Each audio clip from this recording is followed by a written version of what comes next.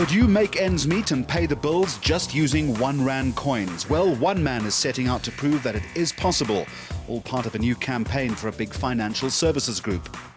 We'll take a look at how a leading car company is exhorting its staff to live up to its brand promise, and the chocolate brand Cadbury has a new campaign. We'll go behind the scenes. Leading the brand communication debate, this is Mags on Media, and a very warm welcome.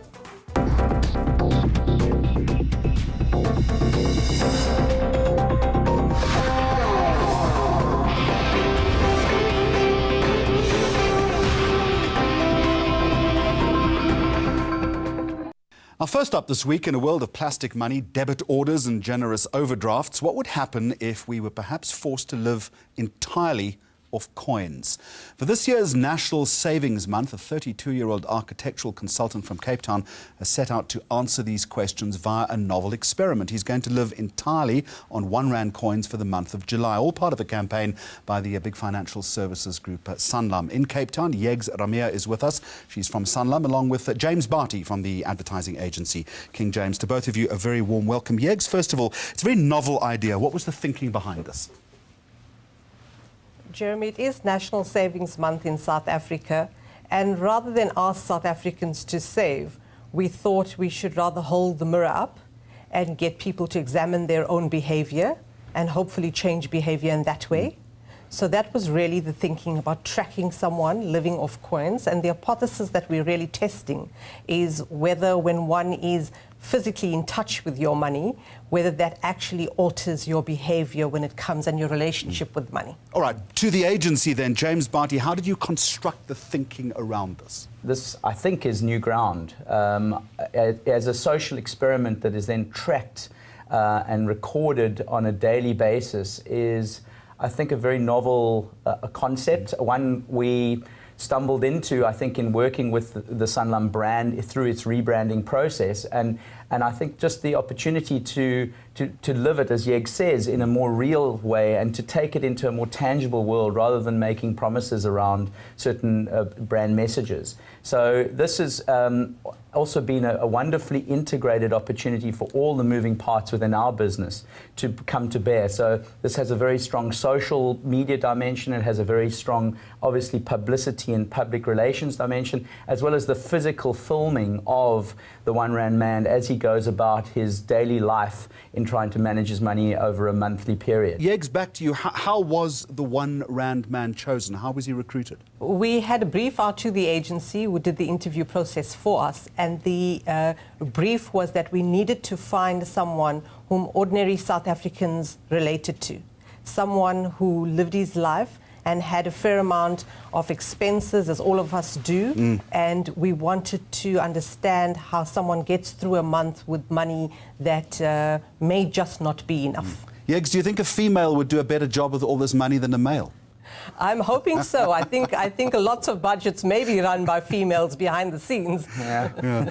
James, the response so far, it's been fairly phenomenal. Let's talk about that and perhaps some of the difficulties that this young man has actually faced. The response has been phenomenal, certainly far greater than we could have expected. The publicity that has really been generated around it and the response from the media in general has just been outstanding. The physical views on YouTube where the episodes are being hosted is growing daily and, in fact, by the minute. We think we're breaking new ground when it comes to the kinds of levels of engagement that we typically are seeing from a content-based campaign such as this is. So I think we're still midstream here. By no means is this a concluded campaign. We're very much in the heart of it right now, and I think the kind of response levels we are seeing at this point suggest that this really will be a case study. We hope that everyone can sort of really look to as a guiding light, as a real example of how content creation and content brand interaction needs to take place. One of the real,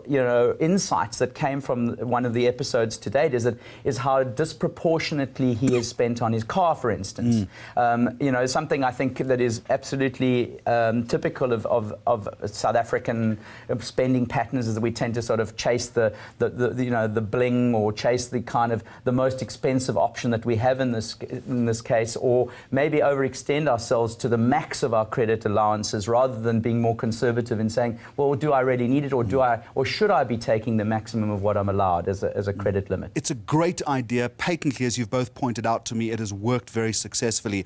But how does this tie back to your brand? What do you, as Sanlam, need to get out of this? Sanlam has a bigger role to play in South Africa as a financial services brand. I think we have a problem with savings in the country. We don't have a savings culture, and unless we fix that in the long term, we're all in trouble.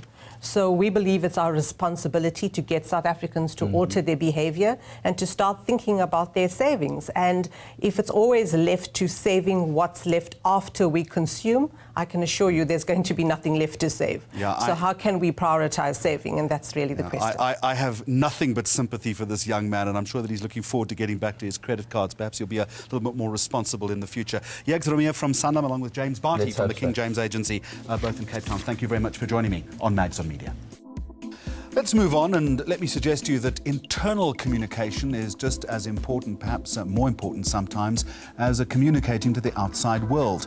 To motivate staff and to live up to its new tagline, Born to Run, Mercedes-Benz with the agency Ignite Joe Public coming up with a clever idea to get the South African team for Merck to live up to the brand promise.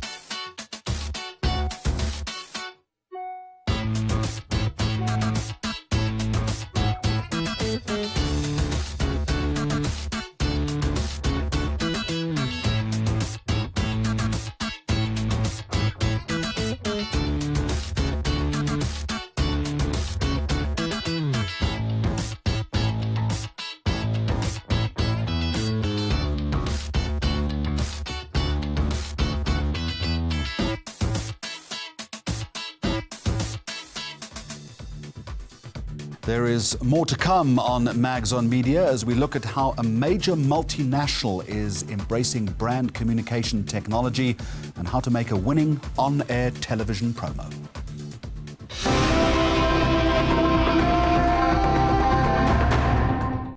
News that moves. ENCA.com.